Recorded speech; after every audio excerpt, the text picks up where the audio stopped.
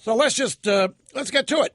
Since it's fresh and foremost, there are other things, of course, that are here in the stack. And I'll tell you the news out of Geneva regarding the United States, Israel, and Iran. Folks, I don't know how else to categorize this or explain it to you.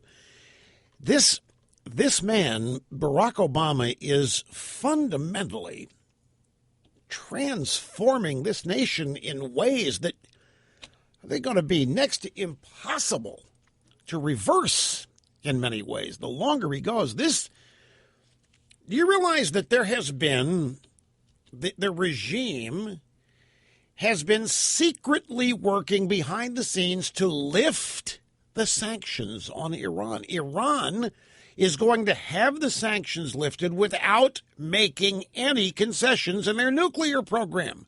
They're not going to have to tear down any centrifuges. They're not going to have to dismantle anything. We're just going to take the sanctions away. And Benjamin Netanyahu, the Prime Minister of Israel, has said this is disastrous. This is worse than a bad deal. And he told Lurch.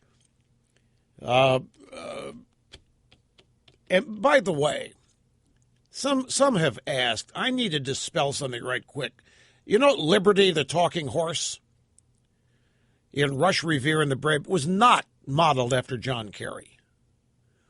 I can't tell you how many, did you? But we've seen Liberty on the cover of your book. Were you thinking of John Kerry? No, we wouldn't do that to Liberty. Our horse doesn't purposely look like John Kerry, and I don't think it does. Well, no. What do you mean Sarah Jessica Parker? That's the first I've heard of that.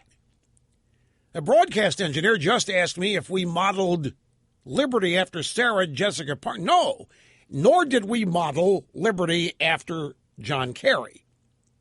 Now, I can't help it if John Kerry looks like our horse, but it's not the other way around. Anyway, Netanyahu said to Kerry, you can't do this. You cannot go to Geneva and do this. You are undercutting yourselves. You're undercutting the world. You're undercutting us, your ally here. But apparently, folks, this is the kind of thing that's irreversible. If Iran goes ahead with no sanctions now, gets their nuclear weapon, why would a president do this?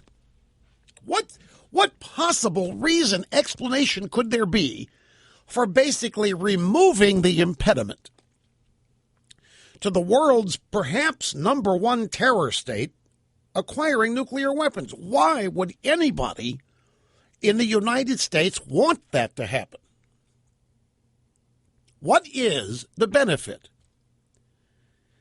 And who benefits from this outside of the Iranians? What possible advantage or achievement or upside for the United States is there for all the impediments to Iran's development of a nuclear weapon being removed? With no concessions. We're just going to remove the sanctions without them paying a price in any way. They don't have to dismantle. They don't have to stop. They don't have to inspections. None of this. It's the most curious thing.